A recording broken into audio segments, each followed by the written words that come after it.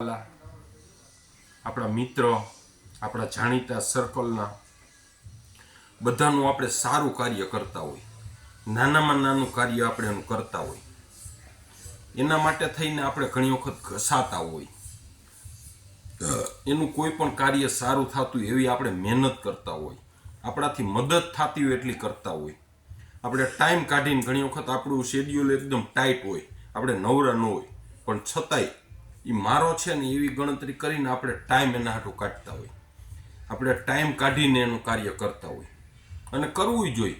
શું કામે કે એ આપણા છે, આપણા સગાવાળા છે, આપણા પરિવારવાળા છે કે મિત્ર છે, આપણા સર્કલવાળા છે, એનું કાર્ય આપણે કરવું જ જોઈએ.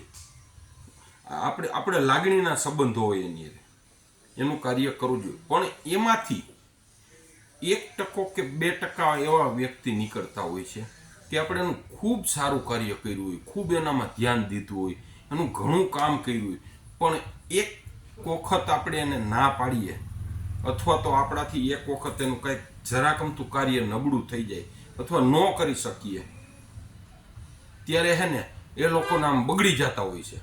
ન કે છીકાઈ ગઈ, આમ બગડી જતા હોય છે. આમ છે ને તેમ છે ને અમારું કર્યું ને આમ ન કર્યું ને તેમ ન કર્યું, એવું પાણી ઢોર કરી નાખે. આપણે કેટલું એનું કામ કર્યું હોય પણ એક નાનામાં નાનું જો કામ ન થાય ને એટલે પાણી ઢોર કરી નાખે ને, એ વ્યક્તિ ખરેખર આપણો નથી.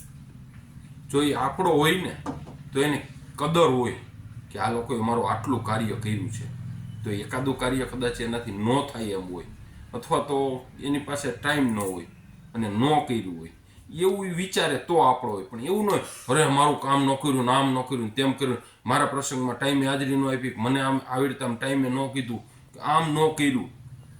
આવું એક જ કાર્યમાં જો તમારી ભૂલ થઈ જાય ને તો કરતો હોય નહીં એને આપણો ન કહેવાય.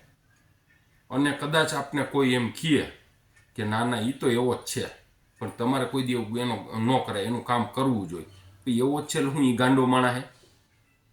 ગાંડો નથી, બધું સમજે છે છતાંય આ વસ્તુ કરે છે તો એને આપણો ન કહેવાય. અને પછી જો આપણે એનું પહેલાં કરતા હતા એથી જાજુ કરીએ ને તો આપણે ગાંડા ગણાય. પછી મૂકી દેવાનું, પછી શું કરવાનું, પોસ્ટમેન કોલ કરી નાખવાનો. ટપાલી આવીને કેમ કે ફલાણા ભાઈ, ટપાલ દઈને સીધો હોઈ જાય, બીજી કોઈ ચર્ચા જ ન કરે. એમ પછી એને આપણે પોસ્ટમેન જેવું થઈ જવાનું. સંબંધ રાખવાના, સંબંધ બગાડવાનું નહીં, ટાઈમે ટાઈમ જવાનું, ટાઈમે ટાઈમ આવવાનું, કારણ કે એને આપણી કદર નથી. જો કદર હોય તો આપણે કાર્ય કર્યું હોય ને એકાદી ભૂલ થઈ ગઈ હોય ને તો એ ઢાંકી દે, પણ એને આપણી કદર નથી.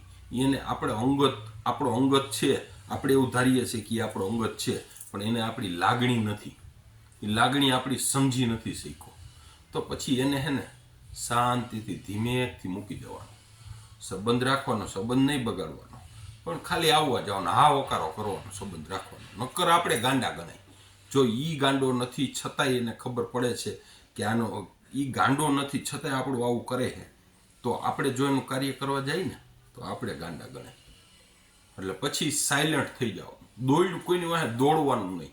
જે વ્યક્તિને આપણી કદર નથી ને એની પાછળ કોઈ દી દોડવાનું નહીં, રેઢો મૂકી દેવાનો એને. આપણે જેટલો ખેંચશું ને એટલી વધારે તાકાત કરશે, બરોબર ને? ભીખાલાલનું એવું માનવાનું.